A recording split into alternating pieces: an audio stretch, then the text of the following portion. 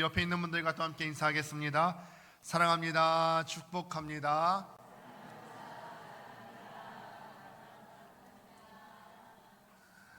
아멘.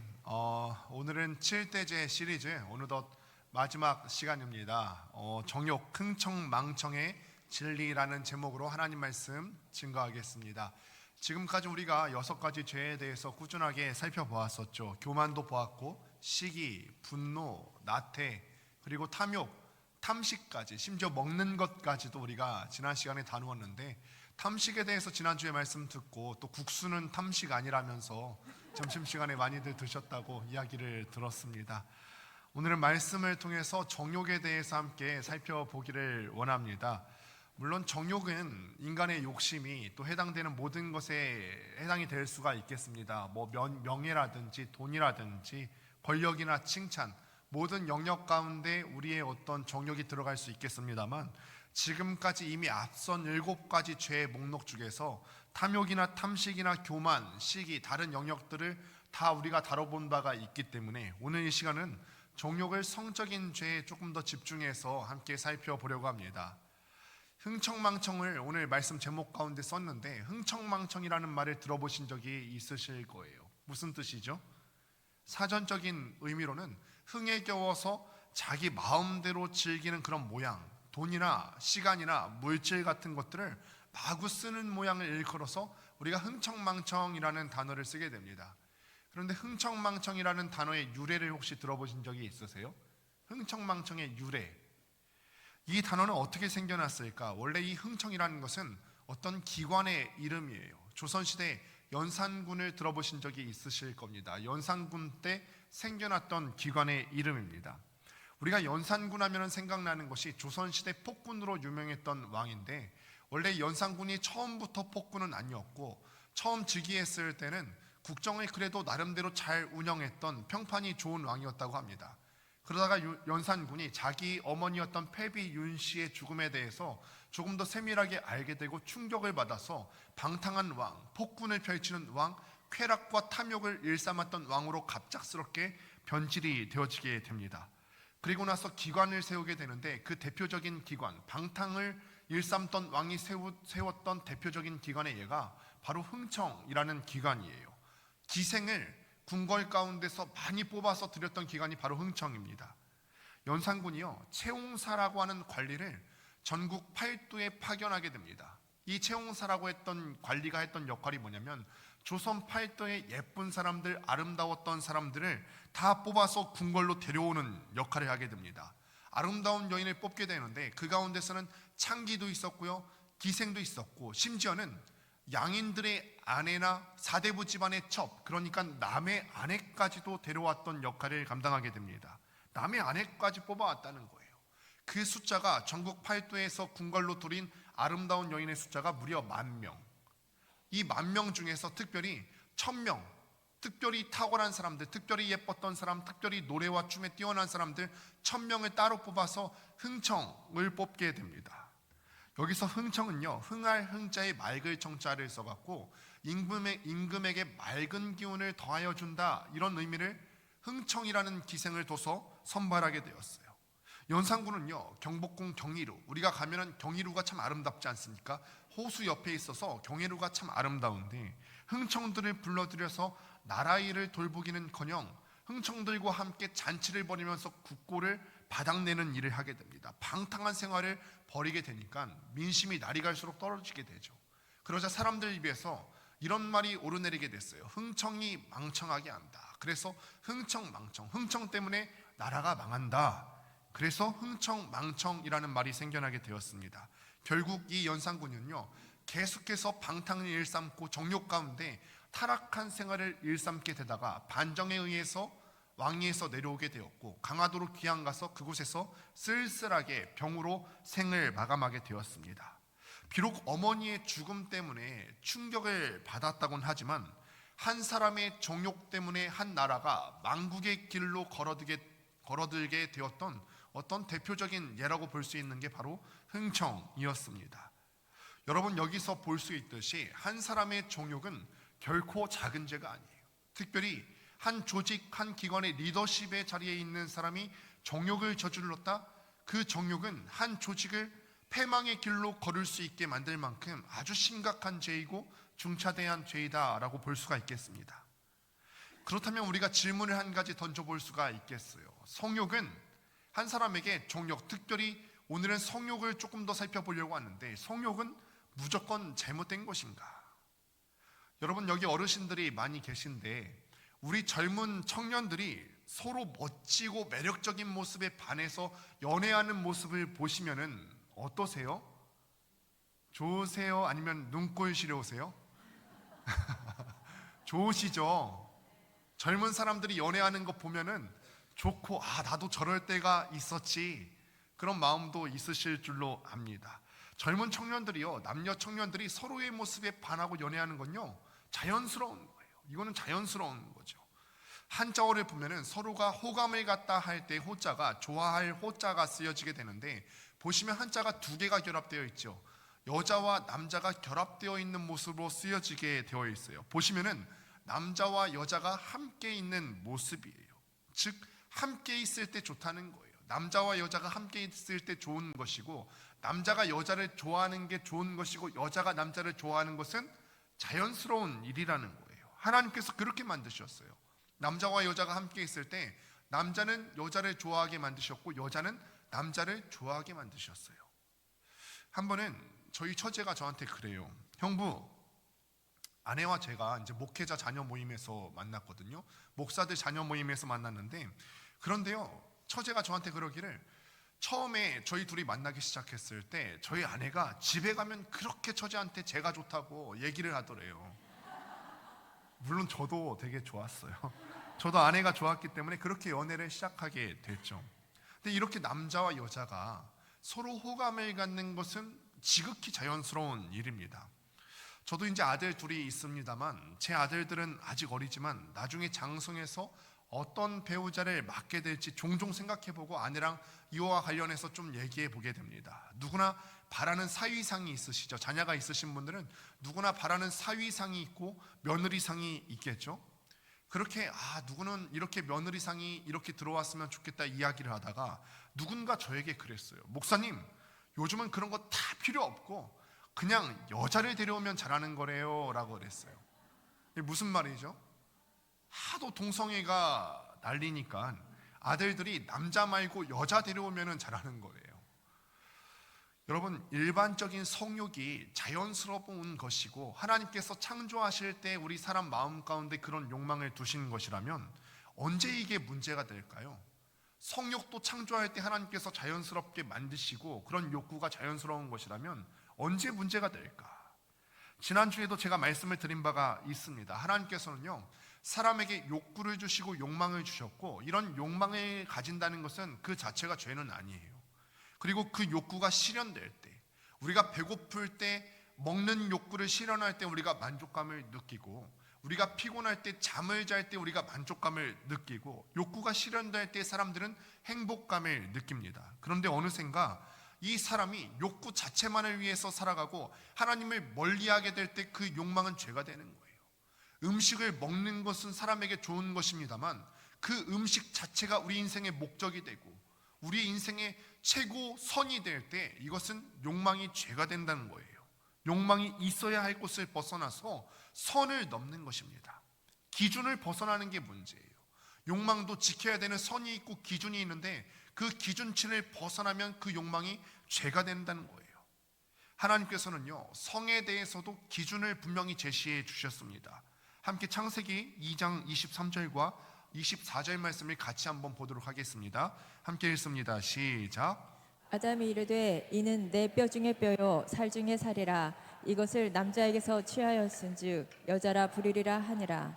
이러므로 남자가 부모를 떠나 그의 아내와 합하여 둘이 한 몸을 이룰지로다. 아멘. 하나님께서 아담과 하와를 창조하셨습니다. 남자와 여자를 창조하셨습니다. 24절에 보면 그의 아내와 합하여 둘이 한 몸을 이룰지로다, 이 말은 이 둘이 남자와 여자의 성적인 관계를 의미하는 거예요. 그러니까 성적인 관계는 어떤 질서, 어떤 기준 내에서 이루어져야 된다는 거죠. 남자와 여자 결혼 관계 내에서 이루어져야 된다는 거예요. 남자와 여자가 부모를 떠나서 둘이 한 몸을 이룰지로다. 부모를 떠나서 결혼해서 둘이 한 몸을 이룰지로다. 그러니까 이 결혼 관계 내에서 성적인 관계가 이루어져야 되는데, 하나님께서는 분명하게 이 기준을 주셨는데 이 기준에서 벗어나면 다 죄이고 정욕이라는 거예요.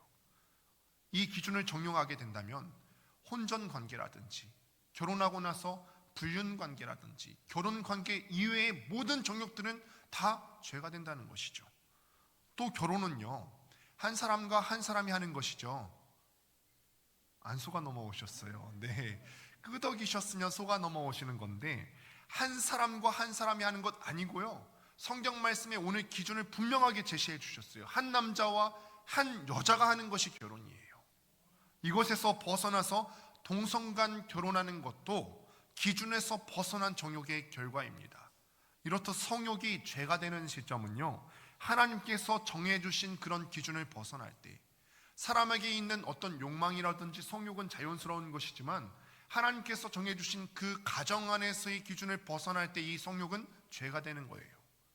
오늘 말씀을 보시면요, 믿음의 사람이라고 칭송받는 다윗도요, 기준에 벗어난 모습을 하게 됩니다. 다른 장수들을 보시면은 다 암몬과의 전쟁에 나가서 전쟁을 막 치열하게 벌이고 있는데, 자신만 홀로 왕궁 옥상을 거닐다가 한 목욕하는 여인을 보게 됩니다. 그 여인은 우리아라고 하는 자신의 장군, 충성스러운 장군의 아내였습니다. 근데 이 다윗이요, 이미 이 밧세바가 가정에 있는 여자임에도, 가정에 있는 여인이라는 것을 알게 되었음에도 불구하고 다윗은 전령을 보내서 그 여인을 데려와서 성관계를 하게 됩니다. 왕이 시키는데요, 그 여인이 무슨 거부권이 있겠습니까? 더군다나요, 다윗이 전령을 보내서 데려왔다는 것은 이 다윗이 몰래 저지르는 것도 아니에요. 남의 아내, 심지어 자신의 충성스러운 부하의 아내를 드러내놓고 범죄하고 있습니다. 여러분, 다윗의 별명이 하나님의 마음에 합한 사람 아니에요? 하나님이 다윗을 볼 때 기뻐했던 그 사람 아닙니까? 그런데 다윗이 언제부터 이렇게 바뀌었던 거죠? 언제부터 다윗이 이렇게 변모했을까요? 사실 우리는 이 일이 일어나게 된 원인을 1절 말씀 가운데서 찾아볼 수가 있어요. 세 번역으로 된 성경을 우리 함께 다시 한번 1절 말씀 읽어보겠습니다. 시작. 그 다음에 봄에 왕들이 출전하는 때가 되자 다윗은 요압에게 자기의 부하들과 온 이스라엘의 군인들을 맡겨서 출전시켰다. 그들은 암몬 사람을 무찌르고 라빠를 포위했다. 그러나 다윗은 예루살렘 아멘. 이전 장인 10장에서부터 지금 이스라엘과 암몬은 계속해서 전쟁 중에 있었어요. 대치 중에 있었대요. 그리고 해가 바뀌었습니다. 보통 봄이 되면은 왕들이 자기 나라의 군사들을 통솔해서 전쟁을 나가는 시점이었습니다. 각 나라의 왕들이 앞장서서 군대를 통솔합니다. 다윗도요, 그 전까지는 그랬어요. 자기 부하들과 그리고 다른 나라 사람들이 전쟁을 할 때 다윗은 늘 그 전쟁터에 앞장서서 싸우는 사람이었죠. 늘 승리했어요. 그런데 이번에는요, 부하들에게 이 전쟁을 맡기로 자기는 예루살렘에 머물러 있습니다. 여기서요, 성경은 그러나라고 하는 접속사를 사용하면서 이스라엘의 왕이 전쟁터에 앞장서서 나가지 않은 것을 의도적으로 부각시켜요. 네가 지금 왕궁에 있을 때가 아닌데 그러나 예루살렘에 머물러 있었더라. 무엇인가 사건이 일어나게 될 것이라는 것을 암시해주고 있는 거죠. 다윗도 당연히 전쟁에 나갔어야 된다는 거예요. 어쩌면 다윗 마음 가운데 이런 생각이 들었을 수 있을지 모르겠습니다. 이제 나는 전쟁터에 전쟁터에 안 나가도 되지 않을까? 나 정도 나이 들었고 그래도 내가 성취해 놓은 게 이 정도 되면, 이 정도 자리에 있으면은 나는 전쟁에 나가지 않아도 되지 않을까? 그래도 우리나라가 이 정도 부강해졌으니까 나 말고 부하 장수들이 나가도 괜찮겠지, 이렇게 생각했을지 모릅니다. 조금만 앞서가서 사무엘하 8장 말씀을 보면은 다윗과 이스라엘이 함께했던 이스라엘이 모든 전투에서 이기는 게 나와요. 블레셋도 이기고 모압도 이기고 아람 나라의 전쟁에서 다 승리했어요. 다윗이 다 앞장서서 그 전쟁들을 통솔했고 나가는 곳마다 다윗은 다 승리했죠. 그래서 사무엘하 8장 6절을 보니까 이렇게 기록합니다. 다윗이 어디로 가든지 여호와께서 이기게 하신다. 다윗이 모든 전쟁 가운데서 앞장서서 지휘했고 하나님께서는 이 다윗을 사용하셔서 어디로 가든지 이기게 하셨어요. 뭐든지 잘 됐다는 거예요. 다윗도 그래서 아마 지금쯤 전쟁에 나가지 않았을 거예요. 그렇게 그는 왕궁 안에서의 평안한 삶에 물든 채 나태해져 가기 시작합니다. 그리고 옥상에 올라갔을 때 한 여인이 목욕하는 모습을 보고 정욕에 사로잡혀 버린 거죠. 나태해져 있을 때 그 마음이 해이해져 버렸고, 그 영혼이 해이해져 버렸고, 정욕이 틈탈 때 이것을 물리칠 수가 없어서 사로잡혀 버렸다는 거예요. 때로 하나님께서요, 한 인생을 형통케 하실 때가 분명히 있습니다. 인생이라는 것이 항상 좋을 수만 없고 항상 나쁠 수만 없고 고점과 저점을 왔다 갔다 하면서 인생이 흘러가게 되는데, 그때 우리는 조심해야 된다는 거예요. 우리의 인생이 고점에 이르렀을 때, 뭐든지 형통해져 가는 것 같을 때, 잘 돼가는 것 같을 때 우리는 조심해야 된다는 것이죠. 모든 것이 평안하고 형통할 때 우리의 영적인 긴장감이 풀리기가 쉬워요. 내가 더 이상 나의 고난 때문에 기도하지 않아도 되고, 내가 더 이상 힘들어요 라고 하나님 앞에 외치지 않을 때 우리의 영혼은 오히려 나태해지기 쉽다는 것이죠. 우리가 어려울 때는요, 우리가 오히려 영적으로 잘 무장되어 있음을 경험합니다. 하나님밖에는 답이 없기 때문에 늘 나와서 기도하게 되는 거죠. 우리의 생활은 어렵고 고난 가운데 있지만, 고난 가운데 있을 때 때로는 우리의 영혼이 잘 무장되어 있습니다. 하나님, 지금 내 고난 아시죠? 내 형편 아시죠? 내가 지금 너무너무 어렵습니다. 하나님 외에는 누구도 나에게 도움이 되지가 않습니다. 그런 형편이에요. 다윗의 삶도 그랬어요. 그가 광야로 사울에게 쫓겨다닐 때 그의 몸은 어려웠지만 영혼은 잘 부장되어 있었어요. 시편에 보시면은 상당수의 그가 쓴 시 중에 상당수가 그가 광야로 쫓겨다닐 때 쓴 시예요. 그런데 이 시의 내용들을 보면요, 그가 하나님과 얼마나 친밀했는지에 대해서 시를 보면 알 수가 있어요. 그 자신은요, 비록 몸은 힘들었지만, 광야 가운데 쫓겨다니는 삶이었지만, 삶은 고단했지만 하나님은 참 이 사람을 아꼈고, 다윗은 하나님을 참 친밀하게 여기면서 살아왔구나. 오히려 하나님을 어려운 가운데 더 의지했다는 거예요. 그런데 모든 것이 잘 풀리고 형통하게 될 때 우리는 죄에 노출되기가 쉽습니다. 더 이상 내가 하나님을 찾지 않아도 된다고 느끼고, 내가 더 이상 하나님께 기도하지 않아도 형통할 수 있다고 느낄 때 정욕뿐만이 아니라 우리에게 모든 죄가 노출되기가 쉽다는 것이죠. 나니아 연대기의 작가로도 유명한 신학자 C.S. 루이스는 그래서 이렇게 말했습니다. 삶이 잘 풀릴 때 사람이 정욕에 빠질 가능성이 높다. 삶이 잘 풀릴 때 사람이 정욕에 풀릴 가능성이 높다.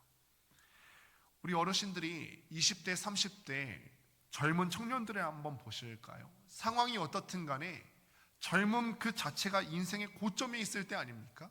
젊음 그 자체만으로도 어르신들 보실 때 너무 아름답지 않으세요? 20대, 30대, 40대, 그리고 마음 많은 청춘이신 60대, 70대.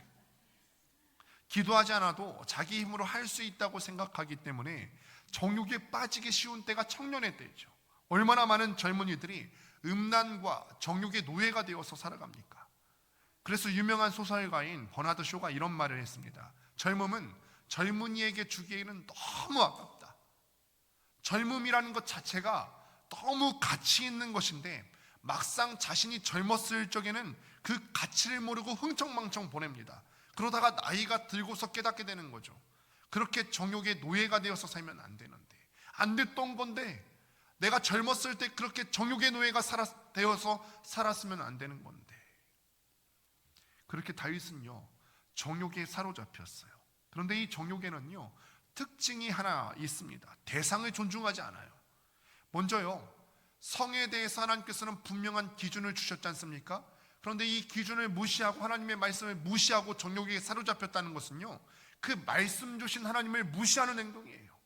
내가 거룩하니 너희도 거룩하라 하나님께서 우리에게 말씀하셨는데, 사람이 정욕에 사로잡혔을 때는 그 말씀에 눈에 들어오지 않아서 그 말씀을 무시합니다. 말씀을 무시하는 것은 하나님을 존중하지 않는 것이죠. 하나님뿐 아니라 주변에 있는 사람들도 인격체로 보지 않습니다. 오늘 본문 4절을 현대인의 성경 버전으로 보시면 이렇게 기록하는데 같이 한번 보도록 하겠습니다. 시작. 다윗은 그 여자를 데려오게 하여 그녀와 자리를 같이 하였다. 그런 다음 그 여자는 불쌍해진 씻고 집으로 돌아갔다. 아멘. 우리가 갖고 있는 성경 개역 개정과 방금 읽으신 본문과의 차이점을 아시겠어요?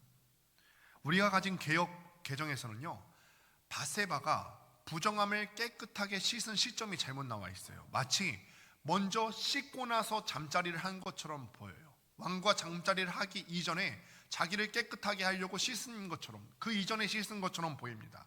그런데 원문을 보면요, 잠자리를 먼저 하고요, 바세바는 자신의 몸이 부정하게 되었다고 여겨서 씻은 거예요. 이 순서가 참 중요합니다. 바세바가 어떤 심정일까요? 물론요, 목숨 걸고라도 내가 남편 이외에 다른 사람이랑은 잠자리를 하지 않겠습니다, 그렇게 목숨 걸고 정결을 지키려고 했다면 왕 앞에서도 거절할 수 있었을 거예요. 그런데 많은 경우 무섭지 않겠어요? 왕의 명령에 거절하면 죽을 수도 있는데 무섭지 않았겠어요? 왕에게 한 여인이라고 하는 인격체가 처참하게 범해졌어요. 그리고 집에 가기 전에 자기가 더럽혀졌다고 생각하면서, 내가 남편 외에 다른 남자와 성관계한 것을 부끄럽게 생각하면서, 더럽혀졌다고 생각하면서 몸을 씻는 그 여인의 마음이 어떻겠다는 거예요. 어땠을까요? 아까도 말씀드렸다시피 성적인 관계는 결혼 후에 부부 사이에서만 허락된 친밀한 행위입니다. 상대방을 자기의 성욕을 채우는 도구로 바라보는 것이 아니라 친밀한 인격적인 관계에서 이루어지는 것이 부부 내의 부부관계예요. 그런데 다윗은요, 이 바세바를 바라볼 때 한 인격체로 바라보는 것이 아니라 내가 그 여인을 보았고 어떻게 해서든 내 정욕을 채워야 되겠다, 한 인격체가 아니라 정욕을 채우는 도구로 바라봤다는 거예요. 이 여인이 어떤 마음이었는지는 상관하지 않아요. 내가 남편의 외간 남자와 잠자리를 했구나, 수치스럽다, 불결한 몸을 정결케 해야겠다, 씻어야 되는 그런 이 한 여인의 마음은 아랑곳하지 않는 거죠. 이뿐입니까? 이 여자는 자신의 충신이었던 우리아의 아내입니다. 6절 말씀을 보니까 헷사람 우리아라고 되어 있지요. 헷 족속은요, 원래 가나안 땅에 살고 있었던 원주민 족속들 중에 하나입니다. 이스라엘 사람도 아닌데요, 가나안 족속 중 원주민 중에 하나인데 이스라엘의 왕이었던 다윗을 위해서 자기 목숨을 걸고 싸우고 있어요. 전쟁에 나갔어요. 심지어 다윗이 자신의 죄를 덮기 위해서 잠시 불러들여서 아내와 잠자리를 해라, 시간을 가지라고 해도요, 자기 전우들의, 내 전우들의 전장에 있는데 나만 홀로 어떻게 편할 수 있겠습니까? 라고 하면서 왕궁 문을 지키면서 떠나지 않았던 사람이 바로 우리아예요. 그런 충신이었단 말이에요. 그런데 이런 충신을 다윗이 지금 어떻게 대합니까? 15절 말씀을 보니까 그 편지에 써서 이르기를 너희가 우리아를 맹렬한 싸움에 앞세워두고 너희는 뒤로 물러가서 그로 맞아 죽게 하라 하였더라. 자신의 죄를 덮기 위해서 한 사람의 목숨을 개미 목숨처럼 짓밟아 버립니다. 이게 정말 다윗이 맞나? 그 다윗이 맞나? 우리가 알던 다윗이 맞나 싶을 정도로 이 한 사람이 변했어요. 다윗이요, 사울을 피해서 도망 다닐 때 아둘람 굴에 있을 때는요 완전히 다른 사람이었거든요. 사무엘상 22장 2절을 보면은 환난당한 모든 자와 빚진 모든 자와 마음이 원통한 자가 다 그에게로 모였고 그렇게 해서 그에게 모여든 사람의 수가 400명가량이었더라라고 기록해요. 다윗이 한 사람 한 사람을 대할 때 소중하게 생각하고 소중하게 여겼던 사람이었기 때문에 그런 400명이나 되는 사람들이 아둘람 굴 광야 가운데서 그 주변에 모여들 수가 있었던 거죠. 그런데 그렇게 한 사람을 소중하게 여겼던 다윗이었는데 그가 정욕에 사로잡혔던 순간 그 주변에 있던 사람들이 다 도구로 여기게 되었다는 거예요. 2015년도에 대한민국 사법계에 아주 기괴한 일이 발생을 했습니다. 어떤 일이 발생했는지 혹시 아십니까? 이전에는 형법 제241조에 의하면은 간통죄를 저지른 사람은 2년 이하의 징역에 처한다라고 명시되어 있었어요. 그런데 헌법재판소가 형법 241조에 대해서 위헌 결정을 내렸습니다. 그리고 그 이유에 대해서 이렇게 말합니다. 잘 들어보십시오. 혼인과 가정의 유지는 당사자의 자유로운 의지와 애정에 맡겨야지 타율로 강제될 수가 없다. 무슨 말이죠? 아무하고나 성관계를 할 수 있다는 거예요. 가정 지키는 것도 자기 마음대로 지키는 거지 강제로 할 수 있다는 게 아니라는 거죠. 마치 동물의 왕국 같은 거예요. 동물들은 아무렇게나 하지 타율에 의해서 강제되지 않잖아요. 사람만이 법이 있어서 강제성에 의해서 때로는 그 법을 지키며 살아가지 않습니까? 그런데 사람 스스로가 동물이 되기를 선택했어요. 그래서 당시 간통죄 피의자였던 1779명이 있었는데 1779명이 즉시 혐의를 벗고 석방됐으며 피임 도구 판매가 급증했다. 그리고 5년 후에는요, 이게 대중화되었던 거죠. 2020년도에 유행했던 드라마 하나 있었죠. 부부의 세계라고 하는 드라마에서 명대사가 하나 나오게 됩니다. 남자 주인공이 하나 있었는데 이 남자 주인공이 성실한 아내였던 그 성실한 아내를 두고 젊은 여자와 불륜에 빠집니다. 그러다가 아내에게 그 불륜을 들키게 되는데 그 아내에게 되려 큰 소리를 이렇게 쳤어요. 뭐라고 큰 소리 쳤죠? 사랑에 빠진 게 죄는 아니잖아 라고 큰 소리 쳤어요. 한 남자가 정욕에 사로잡혀 버리니까 자신의 아내와 자녀들까지 비인격적으로 말살해 버렸습니다. 여러분 기억하십시오. 우리가 정욕의 노예가 된다는 것은 내 주변 사람들을 존중하지 않는 것이고 내 주변 사람들의 인격체로 대우하는 것이 아니라 도구로 바라보게 된다는 것을 우리가 꼭 기억할 수 있게 되기를 바랍니다. 다윗이 정욕에 사로잡혀서 밧세바를 범했어요. 성경은 이 사건에 대해서 이렇게 평가합니다. 27절 말씀 보도록 하겠습니다. 다윗이 행한 그 일이 여호와 보시기에 악하였더라. 다른 번역본에 보면은 그냥 악하였더라가 아니라 매우 악하였더라. 하나님께서 다윗이 한 일을 악하게 보셨어요. 여기서 우리가 기억하셔야 할 것은 하나님께서는요, 사랑의 하나님이시기도 하지만 공의의 하나님이시기도 하시다는 거예요. 죄를 지으면은 반드시 벌을 주신다는 거예요. 데살로니가전서 4장 6절을 또 한번 보시도록 하겠습니다. 현대인의 성경 버전입니다. 같이 한번 읽습니다. 시작.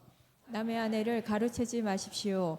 우리가 전에 여러분에게 말하고 경고한 대로 주님께서는 이런 짓을 하는 사람에게 무서운 벌을 내리실 것입니다. 아멘. 바울이 데살로니가 교회 성도들에게 편지를 하나 보내게 되는데 아마 이 데살로니가 교회 사람들에게 음란의 죄가 있었던 모양입니다. 그래서 거룩하게 살라고 권면하면서 음란의 결과에 대해서 말하는 거예요. 하나님께서 무서운 벌을 내리신다. 이 죄를 없는 것으로 하지 않으시고 반드시 여기에 대해서 무서운 벌을 내리신다. 다윗도 밧세바를 범한 이후에 무거운 벌을 받게 되었습니다. 밧세바가 임신했는데 그 임신에서 낳은 아이가 죽임을 당합니다. 죽었어요. 또 하나는요, 자신이 남의 아내를 범한 것처럼 자기 후궁들도 자기 아내들도 백주대낮에 범해질 것이다 라고 합니다. 실제로 후궁들이 나중에 그렇게 되는데 그것도 자기 아들 압살롬의 반역 때 백주대낮에 온 백성들이 보는 앞에서 왕궁 옥상에서 자기가 왕궁 옥상에서 밧세바를 바라봤던 그 자리에서 자기의 후궁들이 자기 아들에 의해서 범해집니다. 여러분 마음은 어떠십니까? 우리도 정욕의 노예로 살고 계신 분이 혹시 계십니까? 하나님의 벌이 있습니다. 우리에게는 어떤 벌이 있겠습니까? 갈라디아서 5장 19절에서 21절은요, 우리가 음란을 저지르면 결과가 어떠한지에 대해서 잘 나와 있는데 시간 관계상 21장 하반절만 한번 보실까요? 같이 한번 읽겠습니다. 시작. 이런 일을 하는 자들은 하나님의 나라를 유업으로 받지 못할 것이요. 하나님의 나라를 유업으로 받지 못한다. 이 말이 무슨 뜻일까요, 여러분? 여러분 마음 가운데서 마음대로 축소하거나 과장하지 말고 이 말을 고지고대로 한번 해석해 보십시오. 어떤 뜻이에요? 말 그대로예요. 천국에 못 간다는 말이에요. 마가복음 9장 47절에 보면 예수님께서도 말씀하시기를 눈을 빼낼 각오로 이 정욕의 죄와 맞서 싸우지 않으면 너희가 천국에 갈 수 없다 라고 말씀하셨어요. 지옥에 갈 것이다.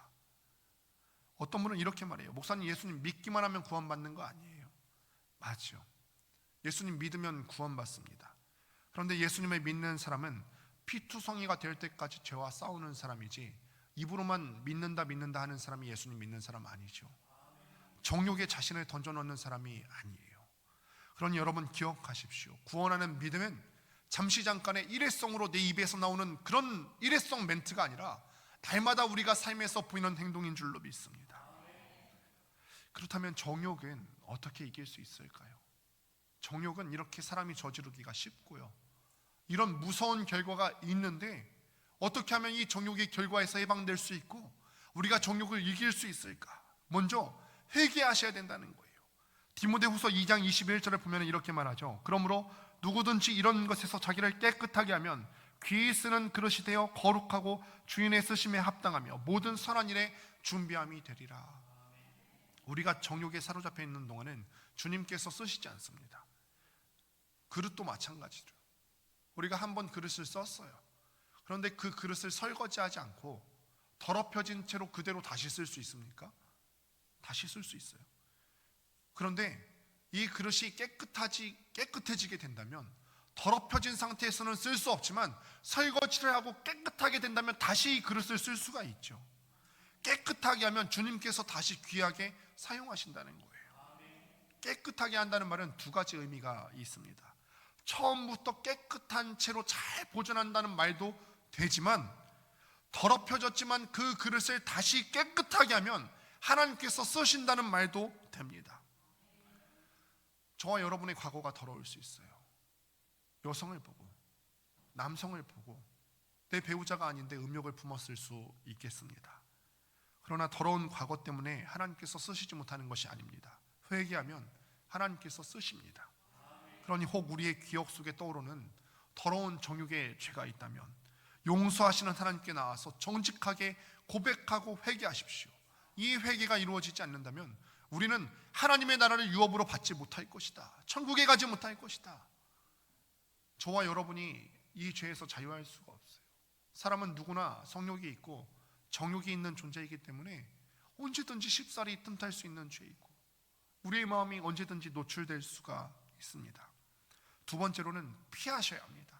디모데후서 2장 22절은 이렇게 말합니다. 또한 너는 청년의 정욕을 피하고, 정욕을 어떻게 한다고요?